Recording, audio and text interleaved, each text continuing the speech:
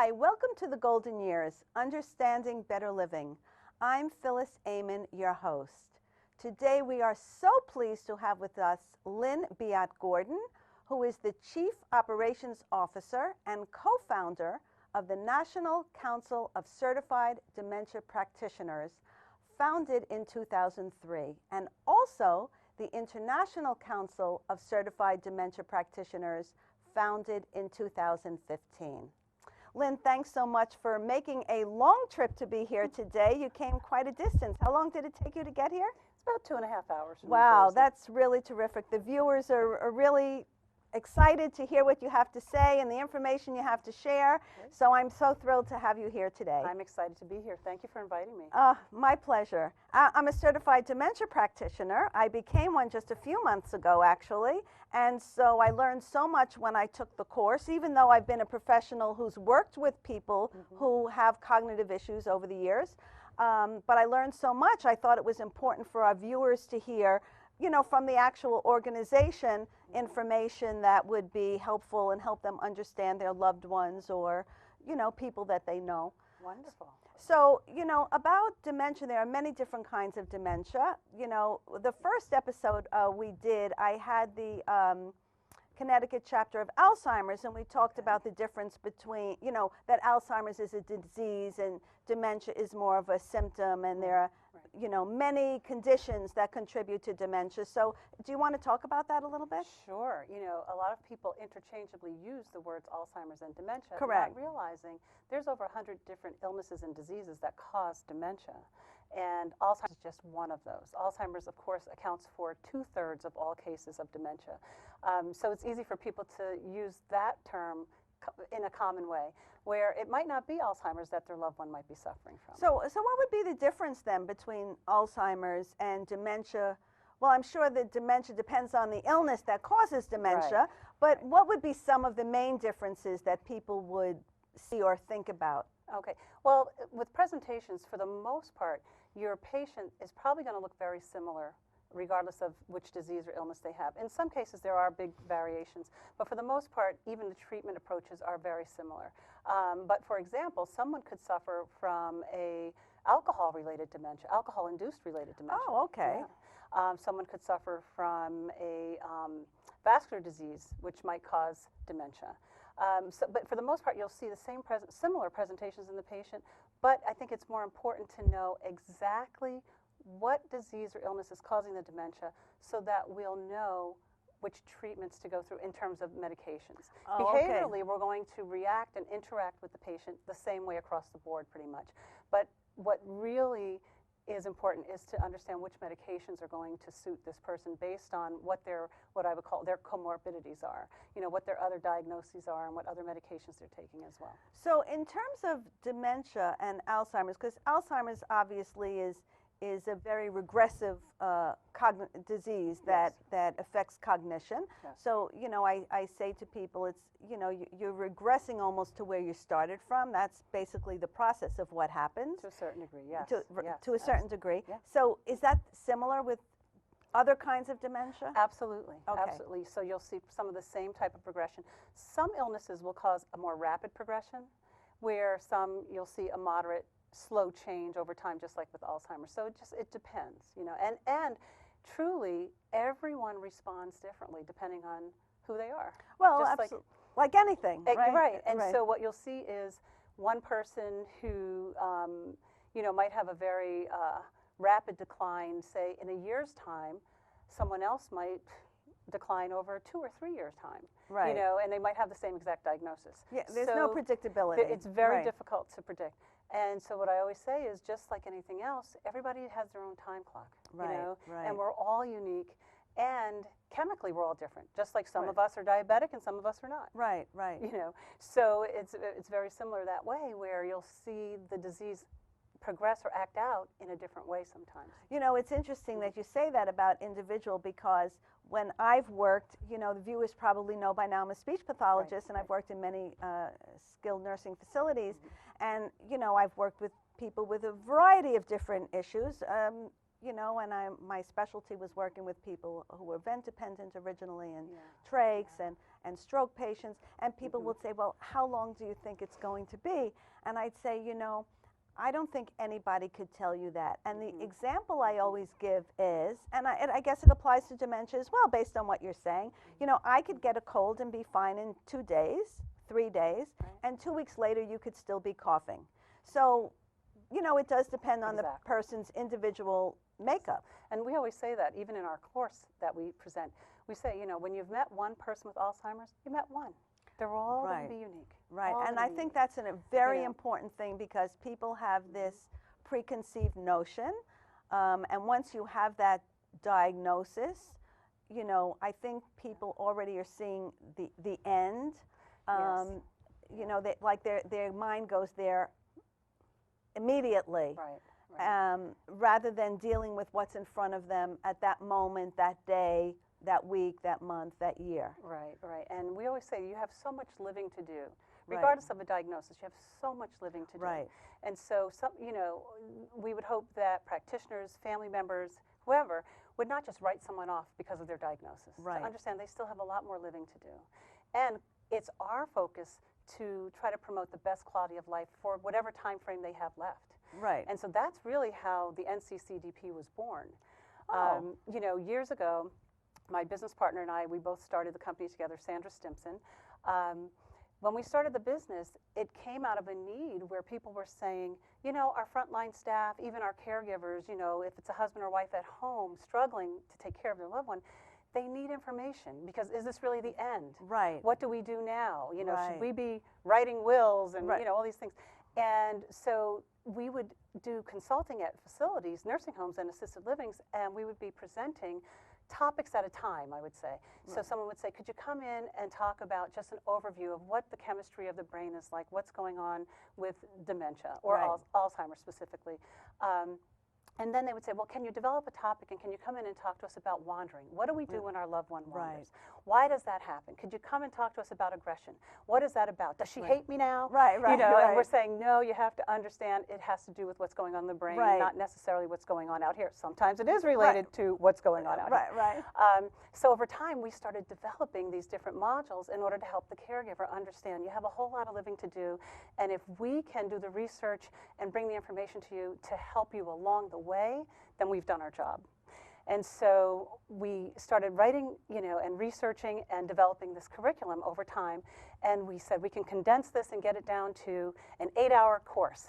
And it is a full 8-hour course. If anybody is interested, I have to tell you, it is a full 8-hour course. To the minute, To the minute. It is to the minute, no joke. There's so much information. But there's so much information, so much I learned. And like I said, I've worked with many people with different kinds of dementia, but I learned so much in that course. And thank you. And, you know, so once we did that, we thought, okay, we're going to go to facilities, and we're going to start doing presentations, and we're going to invite caregivers also, not just the frontline staff, but the caregivers at home need the same information. And we started doing that, and one day we walked out of a nursing home, and a nurse's aide came up to us and said, so am I certified now? And we looked at her, and that was that light bulb moment where we said, oh my goodness, you know, this is what's lacking across the country. Standardized quality dementia education. And training. And training.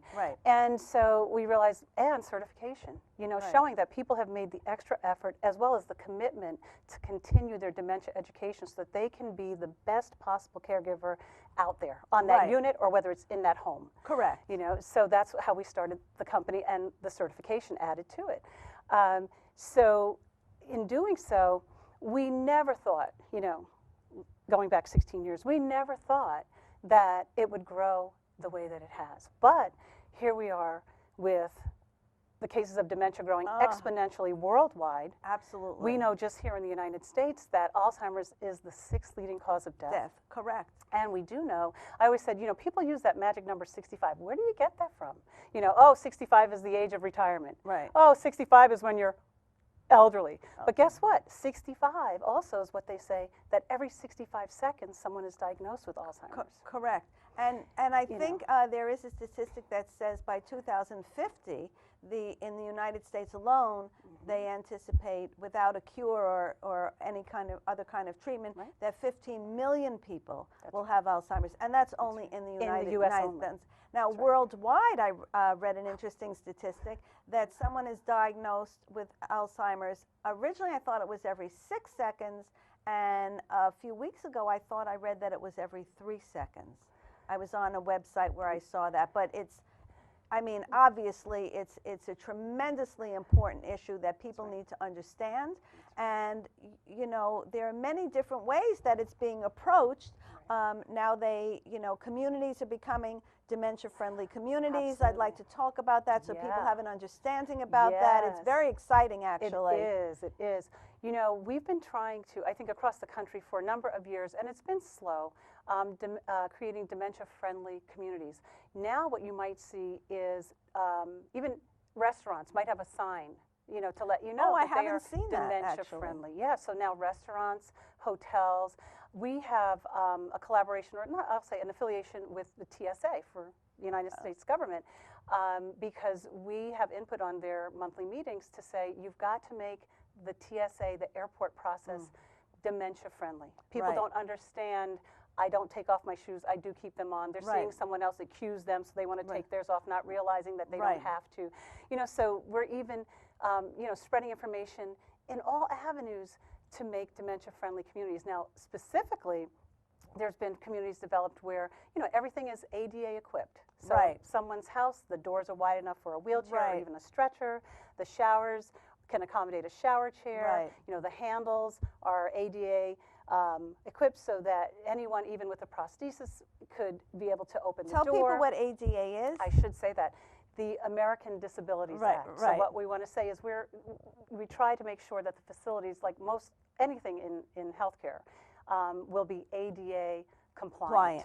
We had a gentleman on here a couple of weeks ago who's an architect who actually is certified to design, build, and modify private homes for those who need those kind of accommodations, whether they're disabled or they're older and need accommodations for that reason.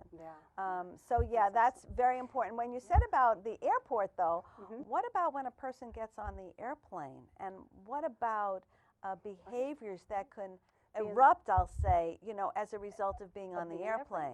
So that's one of our thrusts, that even your airline personnel need to be trained in what's the proper communication technique to use if someone seems to be panicking, if they're repeating themselves, asking the same questions over and over, trying to get up when they're supposed to stay seated, you know, different things like that. So they need their education as well. And you know, it's kind of funny because everyone thought, you know, oh, everyone in healthcare needs to be educated. No, everybody needs to be educated because we're all affected by dementia. I agree. And actually, you know, you mentioned communication. We were talking about this before we got on air.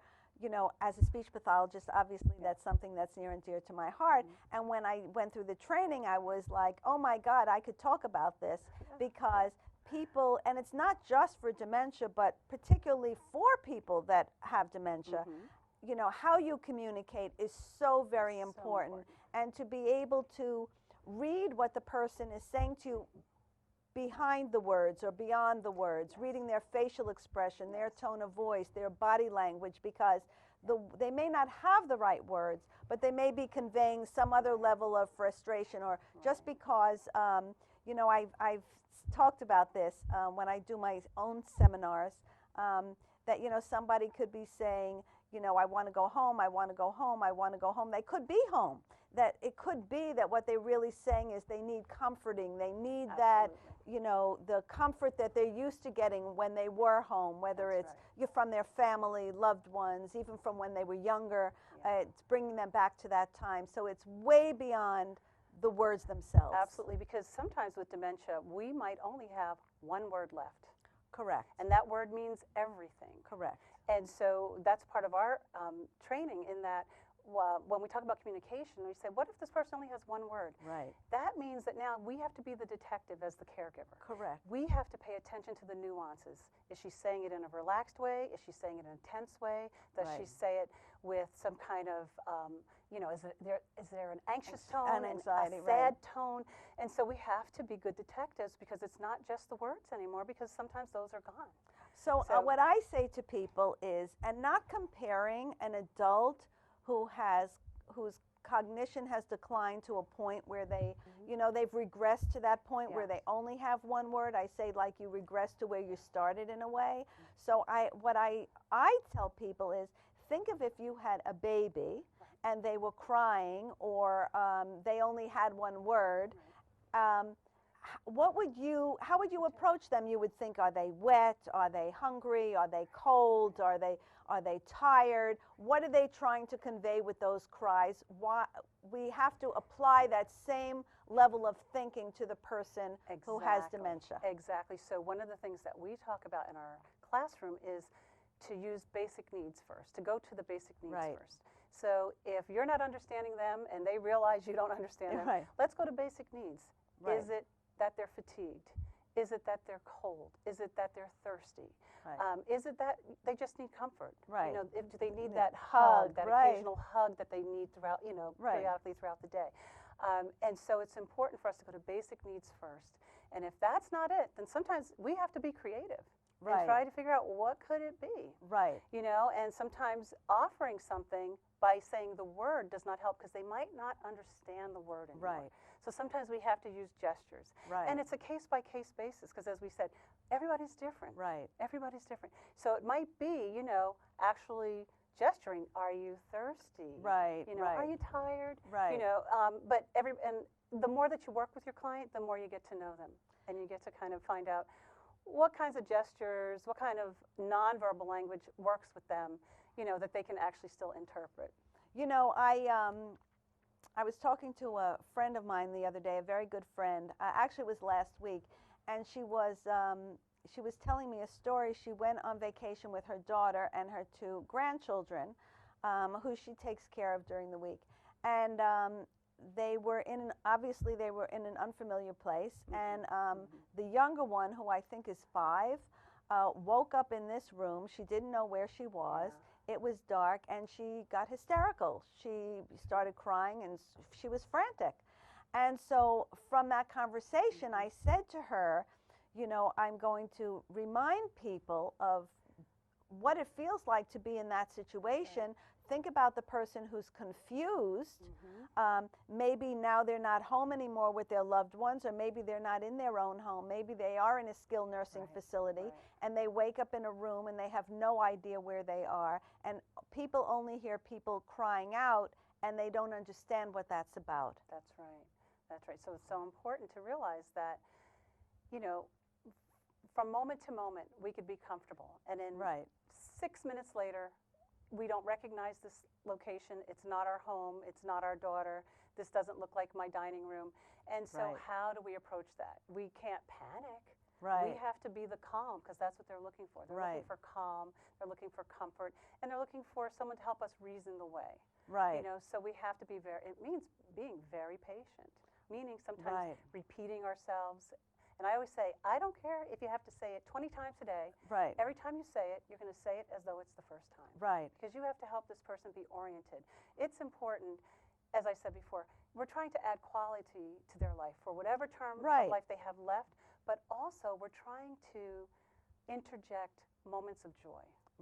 Create moments of joy whenever we can, because if you think about, for those of us who have been around the dementia population a lot, if you think about the clients that you know who suffer with the symptoms, and you think about an 8-hour day with them, and you look at the expressions that they present to you throughout the day, the majority of those expressions are fear, sadness, loneliness. You know, and so it's important for us to interject moments of joy. And how do we do that? By helping them reason the way. You know? And as we were saying with communication, in a tone that is welcoming, and we have to be very cognizant of our body language, our tone of voice. you know, we have to make sure we're conveying the right messages, because what if they don't understand all of our words? Right. You know? And so I always say there's a melody behind your speech. Right. Absolutely. And so I can tell if I'm in a good mood based on Right. how I sound, and I Right. can tell when I'm not. Well, You but know, and so doesn't I every- would say that's so important. right, don't people that you work with know that, or your family, or somebody you get on the phone? I can't tell you how many times I've gotten on the phone. A friend has called and said, "Oh, you're not feeling well today, or what's wrong?" I say, "Oh no, maybe I was just distracted, or it didn't come across the way I normally come across." Right. And people detect that. How many times people are having a conversation with someone and you know, they respond in a certain way, and then they think the person was conveying something, but that's not what they meant. They say, "I didn't mean that." Well, that's how it sounded. So now to the person who's confused, that's even more so. Yeah, so now you add cognitive impairment to that. Correct.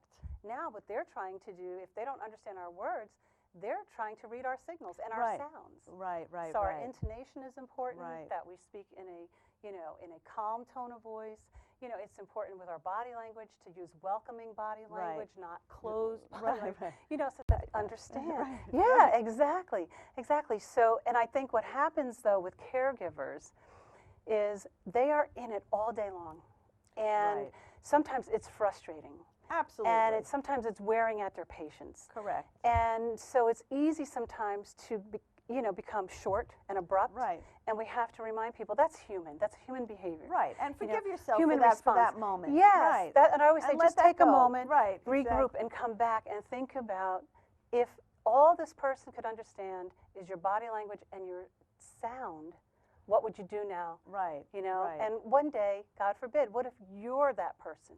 Correct. How would you want the caregiver to relate to you? You know, it's so interesting that you say that, because in all the talks that I give and in my book, and, you know, people who know me, you know, I've been saying for years, you know, this is not an us and them thing. It's not like those people over there, those older people, those people with dementia, those people with that disease, with cancer, AIDS, whatever it is. It's not them and us. It's us, because we are all going to, that's our future selves. I mean, you know, you may not have cancer, you may not have a stroke, you may not have dementia, but you are going to become older, and whatever comes along with that, that's what you're going to present with. Right. So this is not an us and them thing. It's not a thing about over there. You're thinking about yourself as much as you are that person that you're dealing with That's at the moment. Absolutely. But and something else we talked about that we really connected on is cultural diversity. Oh, yeah. Now, the cultural diversity is such an important issue, because many of the caregivers, you know, not only in skilled nursing facilities, but home care agencies, many of them come from other countries. You know, there are different attitudes towards communication, different expectations. Some cultures, you're not supposed to look at an older person. You know, there are different boundaries in terms of physical distance when you talk to somebody, touch. So does, you know, NCCDP address that? We do. So when we are presenting our module on diversity, we talk about the fact that, yes, we're all different. We all come from our different countries of origin, ethnic backgrounds, religions, and all that. But when we come within the confines of our facility, we become, as you said, we become one. Right. And so that's where education becomes very important inside the building, to say, we know at home we would do it this way, or we would look someone directly in the eye this way. But in the facility, here under this culture, the auspices of this culture, this is how we're going to handle this. Right. You know, so it's important for people to understand that, yes, we're not asking anyone to deny their culture. We're not asking anyone to, you know, deny their religion, or honor something that they're not permitted to honor. Right. But what we're saying is, in terms of communication, we have to be on the same page in the building, especially in memory care. Right. So Especially how memory much care. training is, or how much is NCCDP involved in, you know, training in skilled nursing facilities, or and it's not only in skilled nursing facilities, because assisted livings now, some of them have memory care units. Oh, yeah. And I know that the Center for Medicare and Medicaid Services now requires more training, especially if you have a unit and you're working on that unit. So how is NCCDP involved in that? Because there are over 15,000 nursing homes in this country. Yes. And the reality is, while some of them may have a unit or an area dedicated to people who have cognitive impairment. Not all of them do. Right, right. And so how is NCCDP involved with that? We're excited because we're making a very large impact nationwide. Right now, we have over 200,000 members. That means over 200,000 people who have been educated with our curriculum that are certified dementia practitioners. We have over 2,000 trainers that are certified to teach our curriculum nationwide. So that momentum You're going to have 2001 when we finish. That's right. That's right. We talked about that. I'm not kidding, That's right? No, you're not kidding. Before the end of July, I already decided I have to get this done. Yeah, so it's 2001 officially, right? Officially, yes. And so with that, we have trainers providing training in just about every type of agency you can think of, from your nursing homes, your assisted livings, your retirement communities, your home health care agencies. We even have the course being taught at geriatric departments in universities around the country. Oh, cool. That's great. Yeah, so we are as widespread as University of Alaska, you know. So we're in University of Montana, we're in University of Arkansas. Can I interrupt and ask you a question? Because you said in gerontology programs, right? Yeah. What about for physicians? What about in actual medical school curriculum? They are not quite ready for us yet. Ooh. We have brought that up, and we do have physicians. I must say, we do have physicians that do come to our course. Oh, and I think that's wonderful. It's wonderful. But shouldn't it be a requirement now, especially in medical school? Why isn't it? Oh, I'm on that. Yeah, absolutely. Right? I'm an advocate for that. And I know, there are, well, years ago, remember, the only doctor that we had was the GP, the general practitioner. So as we saw the needs growing in our community, we started creating these various disciplines. Right. So now we do have geriatricians, when years ago there was no such word. Correct. So that's a good thing. So we do know that we do have the gerontological medicine being taught now in the med schools, which is wonderful. However, you have a whole other group of physicians who might not see that it affects them or that it's necessary for them to know more because it might not touch the population that they directly treat. However, that could change. But not only that, I mean, you could be have a specialty in internal medicine, and you could have a private practice. But some of your patients are going to get older, and some of them may present with that. Do you know when they present with that? Do you test for that? Do you know how to do that? What's your education about that? Is there continuing education about that from the American Medical Association? I mean, this is something I'm just thinking about as we're talking. And so many doctors work in nursing homes. Absolutely. So you are going to come across somebody sooner or later with some kind of diagnosis of dementia at one level or another, or Alzheimer's. So are you trained in that? I mean, I don't know if doctors who go into nursing homes have to be trained in that. I don't know if that's part of the requirement when they're credentialed. Probably not. Right. No. So that's another area where NCCDP could be very, very valuable in terms of education. Because the more people, as you say, the more people that know, the better. Right. We even, when you think about the different professions, we even have a specialized training just for first responders.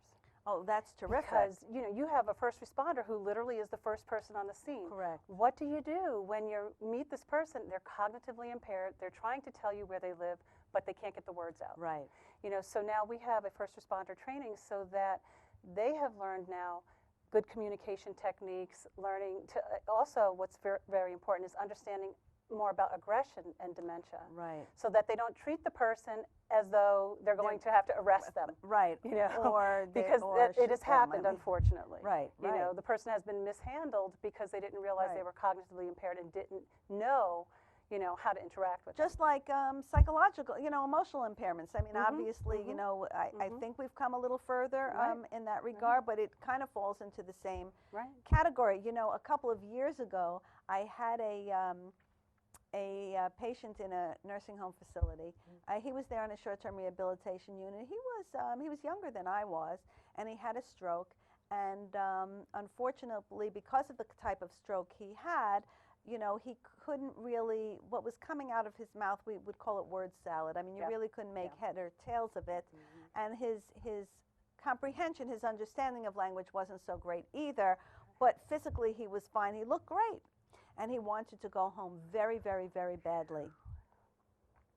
I mean, you know, I worked with him every day for months. He did get, you know, a little better, I must say.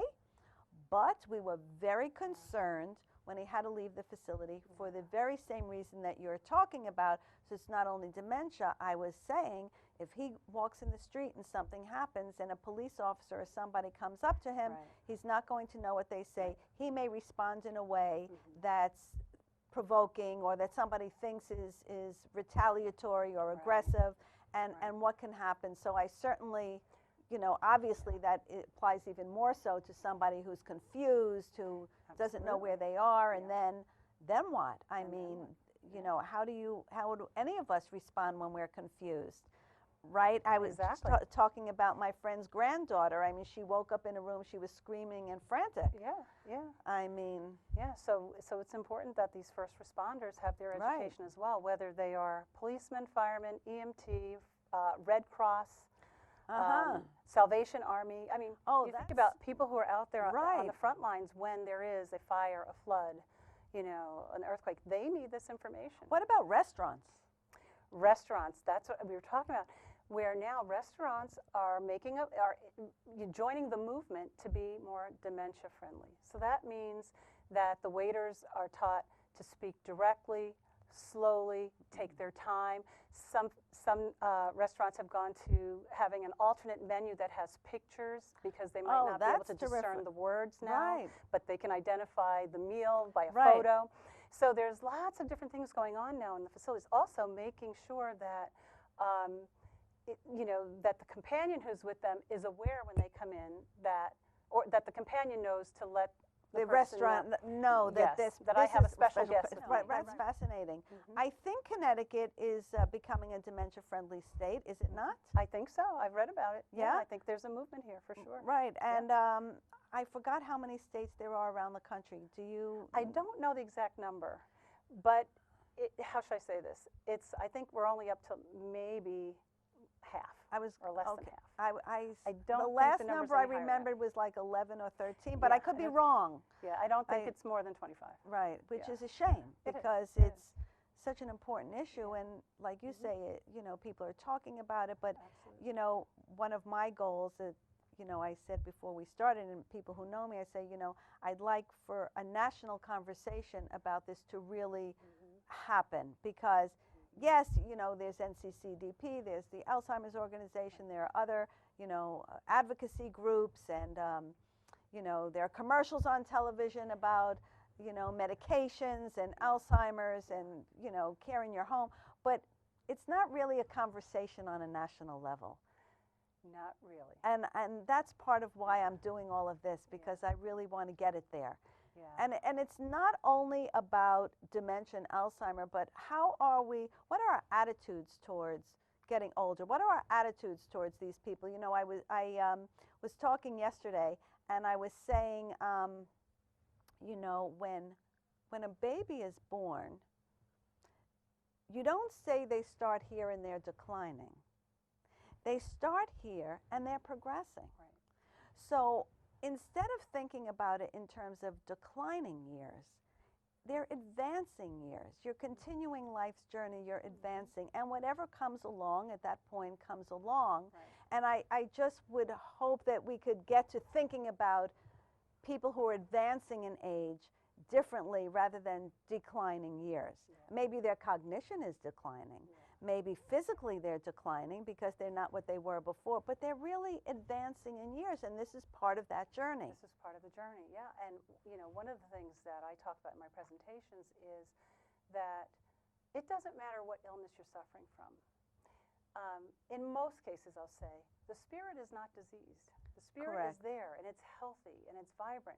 And we've seen, I know, you know, when people work in the field of dementia care for a long time, they start to see evidence of that when you see clients who everyone thinks has really declined, doesn't know what's going on. Right. And maybe she was a pianist, and now you sit her in front of the piano. Maybe she's not even able to feed herself anymore, and when you sit her in front of that piano, she plays Beethoven Fifth like she's been doing it for years consistently. Right. Yeah. And I always say that you have to think about expressions that we use that express the spirit. Right. Like the arts. The arts Right. are a pure way to express the Absolutely. spirit. And then we have, you know, organized religion too. Right. And sometimes you'll see someone just come out of their shell and show their spirit to us. Correct. And show us how vibrant, Right. how much life there really still is in there. But what happens to us out here as the caregivers, we lose sight of that. Because we're Right. looking at, well, what time does she have to be fed? Right. I have to change the bed. Right. What time is the caregiver Right. coming to let me, you know, go home? Right. You know, sometimes we're caught up in that, and we're not And taking the time. tasks. The and tasks. and not thinking about the person. Exactly. You know, I was hoping maybe one show will be able to have Dan Cohn here from Alive Inside. Oh, yeah. I've met him a few times, Yeah. and I actually went to New York and had a chance to meet with him. I mean, it's such a great thing. I have the chills talking about Me too. When you And you know, the funny thing is, I told him I study music, classical music, for many, many years. That was my first dream, to be a concert pianist. And so for many years, working with people who were ventilator dependent, and many had trachs, and some were, you know, unfortunately not so responsive. Right. I always would tell families to, you know, of course those days it was a radio or a tape recorder. Okay, I'm dating myself, but whatever, it was music. Yes, it was music. I say, you know, put their favorite music on, not constantly, but play their favorite music. Or if they were a big sports fan, you know, play, you know, a game that they enjoyed, you know, whether it's a baseball game or a basketball game, you know, play that periodically. So when I found out about his program, I was like, intuitively, like I kind of always had that sense that because music is so important to me and has been in my life, it's part of who I am, you know, it's part of my soul actually. I recognize that that would be the same for other people, right?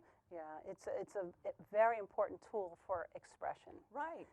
You know, and like I said, sometimes, you know, when someone is getting a little burnt out as a caregiver, all they see is, like you said, the tasks. Right. And when you play music, you start to get centered. Right, absolutely. And you start to appreciate the work that you do for that person. You start to appreciate even the nuances they show you, whether it's tapping one finger or blinking. You know, I'm sure, you know, you've worked in many nursing homes, and I have too.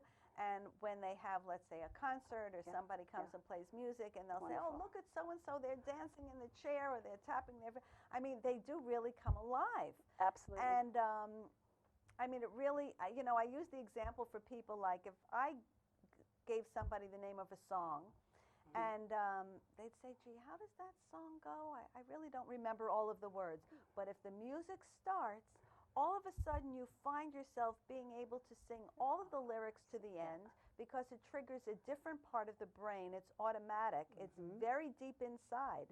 And that's where that comes from. And that's why music is such a powerful tool. Absolutely. Absolutely. You know, he does amazing work. Does NCCDP partner with him or?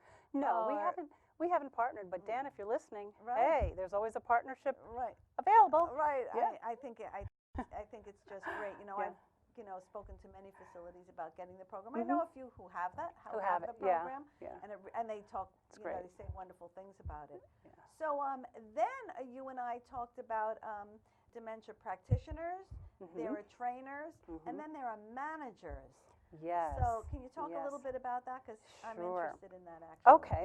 Yeah, so we have certified dementia care practitioners, which those are the folks who are certified or licensed in their healthcare field. So your frontline staff who have sat through our 8-hour curriculum and have been licensed or certified in their field and have been in the field 3 years or more working specifically in dementia care. Okay. So when they take our class, they're eligible to get certified as dementia practitioners.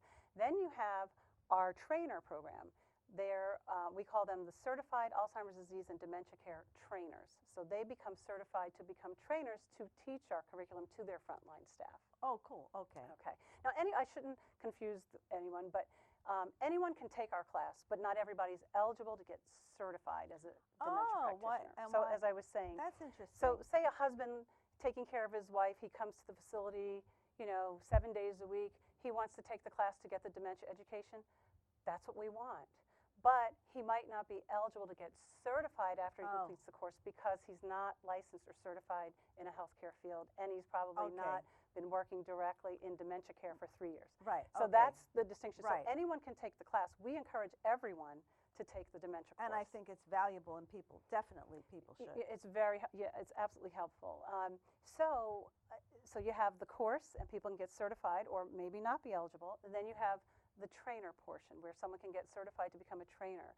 So we do a 12-hour day with people who will sit through. I happen to know it's 12 hours. Yes. I didn't do the other 4 that day. I couldn't do the other 4. I was like, Right. 12 hours? So really? 12-hour day with us. But you're sitting through the class, and what we're actually doing is we're actually demonstrating a live class for you. Okay. So the whole point is the trainer comes in early while we set up and tell them all kinds of specifics about running the course. Right. And then the class starts.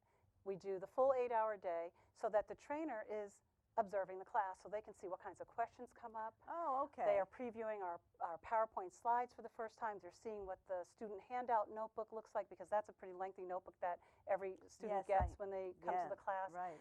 So they're hearing all the, taking in all the information. And when the class ends and all the students leave, we keep the trainer for another 2.5 hours. Okay. And so they're with us going over more trainer specifics. We talk to them about how to market their course, what to do when they're teaching inside their facility versus if they're hired by an organization or to teach at a conference versus if they're hired by another facility to teach staff. So there's so many different ways that our trainers can present the program. So we have them full day, and they get supplemental materials from us.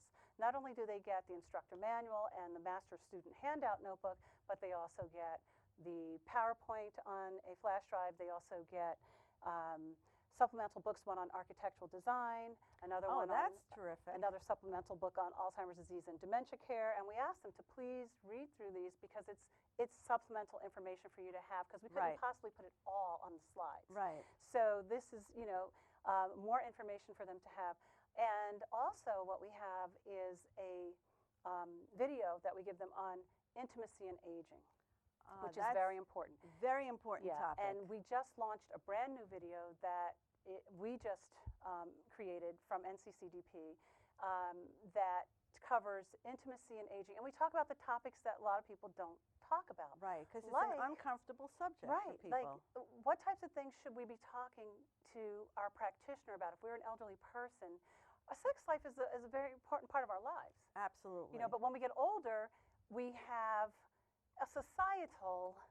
Correct. We talked about that on the phone, actually, we have societal norms that try to hush this. Right, and it's considered like an aberration, or if you're older, you're not supposed to have those feelings or involvement. And you know what we say at NCCDP? Your libido dies when you die. Right, exactly. It's very, absolutely. So our video covers that, and we talk about all kinds of things from the issues that they might confront because of illness, like someone with arthritis. So if they're suffering with pain, then their intimate relations might be difficult because of pain. So maybe they need to talk to their doctor about having an analgesic prior, so that they can make the experience more comfortable. We talk about people who might suffer with respiratory illness, so that means that they won't be lying down, they might be having to sit up. So we're talking about things that most folks or the breathing issues that would come with, as the intimate moment advances. Exactly. So we address that, which a lot of,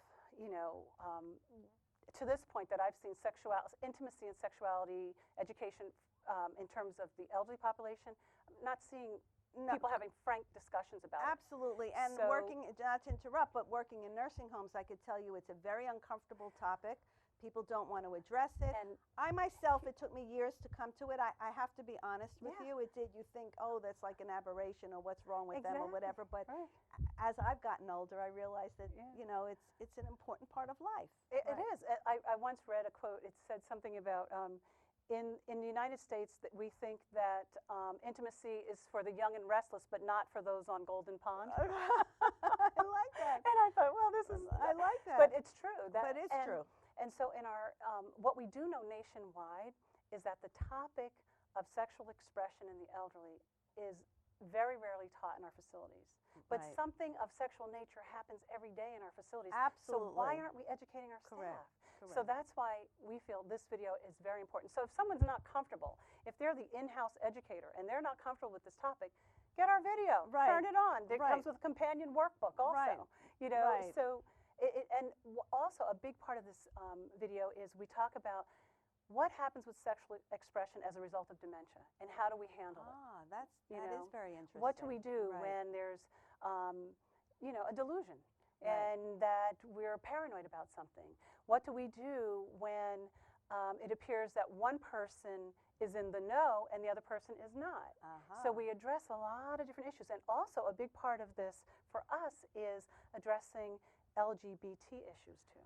Okay. Because that would be very the important. country is, you know, catching up now. Right, it's moving still in a little different slow, yes, but catching up absolutely. now. And it's very important to talk about LGBT issues and how it impacts care in our facilities. Right. And also, how do you find a facility for your loved one that is LGBT friendly? What are the signs?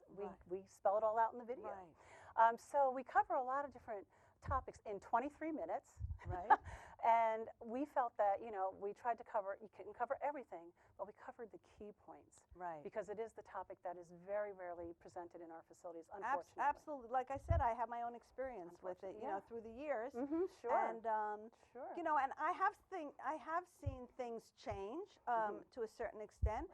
You know, when two people, older people, they form a bond or friendship or whatever, and then they want to have that experience. I mean, the facilities I have found, you know, I mean, it's a human nature. They have to find a way to accommodate that. And then if people are in a room and there are two women or two men, and then but there's a man from this room and a woman from that room, there really has to be a way to accommodate that, because it is a human need. Exactly. It just is what it is. And it's also a form of expression. So if these two people have now come together and formed a bond in some way and want to have that between them as an expression, I mean, that's part of life. This is their home, and they have to be able to do that. That's right. It's part of our self-esteem. Correct. Our identity. It's, you know, it's part of our overall quality of life. Absolutely. You know, when people talk about depression being high in the elderly population, I always say, you know, one of the things that we don't talk about that is contributing to depression is the fact that their sex lives are being ignored. Oh, I think that's very interesting. I never thought about that it could that be way. a big part of it. Absolutely. And yes, they might be grappling with illnesses that are frightening and devastating, but also their intimate life might be lacking, or they are not able to express it the way that they want to. Or they used and that to. Or, in itself can contribute to their depression. Absolutely. You know, but we kind of we kind of put that under the rug. Right. I was going to say run to the covers or whatever. Like that. I don't know. I just thought of that. And so then what about just the last thing? So there's a practitioner, a trainer, and a manager. The manager, okay. So our Certified Dementia Care Manager certification, that is for someone who has become a certified trainer, who now manages or oversees or supervises a memory care unit. Okay. And so when they go through that training, what they get from us is a whole manual of policies and procedures. So if they're starting a memory care unit from the ground up, or if there's one that is in place that they need sprucing up, they'll have policies and procedures that they can use to help enhance their unit, as well as, you know, and little details like, you know, what's important with staffing. You know, what are the qualities you need to look for in appropriate staff to really be on the memory care unit. Because everyone can work in facilities, but then, you know, everybody has their special skills and talents. And how do you identify those, and who do you put specifically on the memory care unit? So it's interesting that you say that, because I told you that I visited a facility, upstate New York actually, that had this young administrator who is a certified trainer, and he became an administrator, and he came in. I happen to know the chief operation officer of that company for many, many years, and he came in and he revamped their memory care. He made it into an actual memory care unit, or he's on the road to doing that. I mean, there were still some things that I saw that probably needed some improvement, but he definitely had made tremendous inroads. So I did ask him this very question. You talked about staffing. So just like like I said, I worked on a vent unit. People who work on a vent unit, you know, whether it's a certified nurse's aide, whoever it is, has to be trained in that area. Many years ago, I worked in a facility. It was the first one that I ever saw do this. They had a unit for people who had psychological and emotional issues, and they trained everybody who came to that union, including the person who delivered the laundry or, you know, the maintenance people, because whoever interacts. Okay. So my question to this administrator was, so let me ask you this question. If you're short-staffed on a particular day, you know where I'm going with this question. If somebody calls out or people are on vacation, do you transfer people into that unit from other areas of your facility who are not trained? Obviously, that was a difficult question for him to answer, because that means then you'd have to train all of the staff. So, see, and what I think you were bringing home, the major point to him is that just because you have a memory care unit and you train those people does not mean you're doing the right thing. Your entire building should be trained. Correct. Your entire building, because things like that happen. And guess what? On the units that are not considered memory care, people start having cognitive decline. Absolutely. And your frontline staff have to, you know, be able to interact with that and be understand that and know how to sufficient relate with to it. exactly, and proficient. Yeah, so you know, it takes, the whole building has to be educated. Just like you said, housekeepers, dietary, everyone needs the education. Well, like we said, you know, not everybody might be eligible to get certified, but everybody needs the education. Right, and you know, it's so when I work with families or individuals, and I, you know, try to advise them and coach them about the questions they should ask when they're touring to look for a building for their, or I don't want to say placement, when they, I've started to change my terminology, because I think that will help. You know, the words we use affect how we think. So I don't say we're placing them or putting them, but when their loved one has to move to, because it's geography really, they can't live here anymore. So I have a whole thing about that. I won't go into that now, how it's really just geography. So they can't live here anymore. They have to move into this, you know, situation. And so there are questions that I tell people to ask, and you know, it's about that. Some of the questions have to do with that. When somebody has dementia or, you know, is advancing in their cognitive difficulties, you know, routine is important, familiarity is important.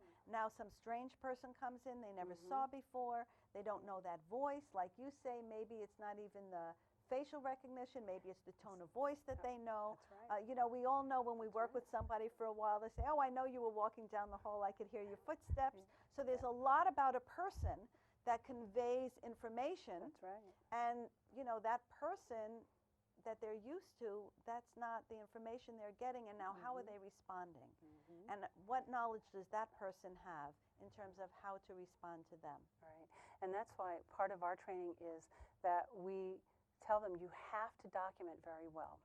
Right. You know, what's the body language you use? What are the words you use? What's the body language that the patient uses, and the key words they use, and what meaning is attached to those words? Yeah, but how many so people... that someone just coming, you know, say from Unit A now to work on Unit B because they're short, they need to be able to read that and know, you know, she uses this word for bathroom. She uses, you know, she won't leave the room unless she has her black pocketbook on her lap. You know, you need to, so we always say you have to document every day in detail, because sometimes you're not there. Right, so how are facilities, you know, and I say facilities, you know, accommodating that when they're short-staffed, people don't, they have these tasks, they have a certain amount of time, you know, you look at, you and I, I'm sure, have looked at many progress notes and many charts, thousands and thousands, they all sound the same. The person, you know, this was their temperature, this was their this, this was their that, but no real substantive information unless something happens, unless there's an incident. And that's what we say, especially in memory care. The notes have to be detailed and individualized. You know, we say it all the time. You know, your care plans have to be individualized. And it's true. Every care plan cannot look the same because everybody's not the same. And so it's important that we name those specific details, you know, as I was saying before. What are her common phrases and what do they mean? You know, is there certain body language she presents and what does that mean? Does she only like chocolate milk? Exactly. You know, something simple Something like that. Yeah, Right. yeah, absolutely. We found out in one facility years ago, there was a woman who had good appetite once she started eating, but she would always kind of resist eating. So they thought the dining room was too noisy, was it too much distraction, so they would make it quieter, put her in a quieter dining room. And you know what it was? She needed to hear grace said. Oh. So it was just wow. a cue from her Right. entire lifetime. Correct. Once grace was spoken, Then she was cued that now you can start your meal. Right. So, you know, these are little things that need to be detailed in Right. the care plan for people so that we know, you know, what are their special needs to help them along to, again, add quality to their life for that day and also create moments of joy, make things easy. Now, I think that's that's a great way of thinking about it, and for people to think about it, because it is difficult when you're working with somebody, and then if you're in a building and there are many people, but if you're at home with somebody, you know, to think about it that way, it gives you an entirely different perspective. I just have one more question. Home care agencies, are people who work for home care agencies specifically trained? Are they required to be trained? They are. And it depends on, now, you know, state by state regulations vary. You know, and in some places it's loose. There's not a lot of regulations at all. And so if someone goes to, say, a technical training school, usually it's built into the curricula to have a portion that is specifically a gerontological portion, and they do cover dementia. They might gloss over, it's different across the country, they might gloss over it in some ways, or some programs might be very detailed. We're proud to say that our dementia curriculum is actually used in a number of home care agencies. Oh, that's great. Yeah, so, and, you know, technology schools as well.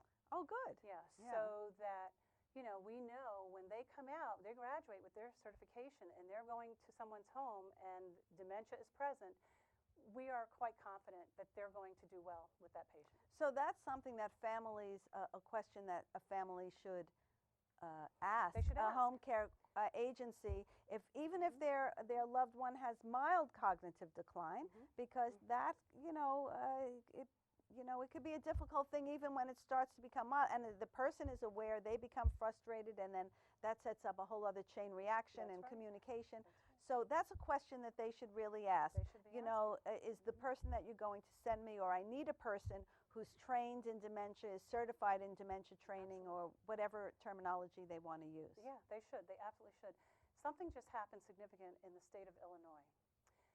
They just passed legislature that said in nursing homes, they have to, the staff have to be trained in dementia care, and they recommend 2 courses.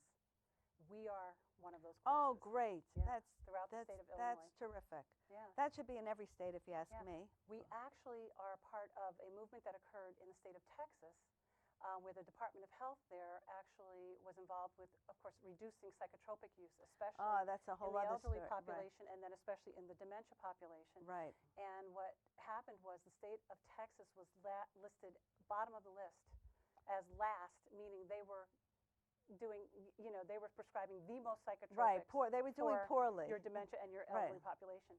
So what they did was they had every surveyor in the state of Texas go through our training and become trainers. Oh my goodness. And they teach our curriculum for free to any facility throughout the state of Texas that would like their staff trained. And you know what? Their numbers are rising. They're not number 50 anymore. Let's put it like that. That is, I got the So chills we got hearing evidence-based Yeah, that our course is evidence-based, that implementing our course has actually improved quality outcomes for their patients. And that's what it's about, quality of life, quality of care. I mean, dignity, respect, because, you know, as you know, I'm sure we both say, you know, this is a human being who's lived their life. They're not doing this on purpose. It's not intentional. This is a disease process, as if they had another disease like cancer, or you said, you know, whether it's diabetes, whatever it is, but they don't have control over this. They're not doing this on purpose. And therefore, the treatment has to match the symptoms that they're presenting. And these symptoms are cognitive symptoms.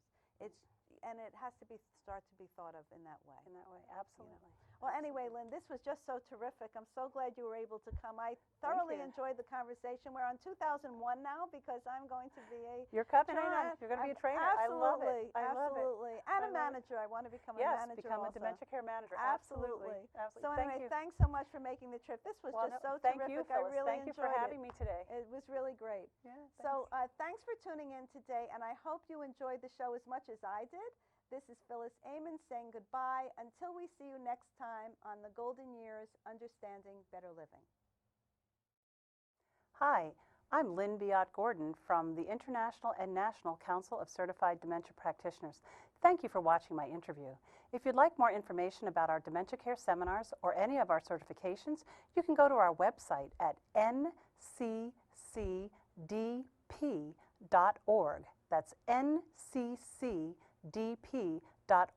or give us a call at 973-729-6601. Thank you.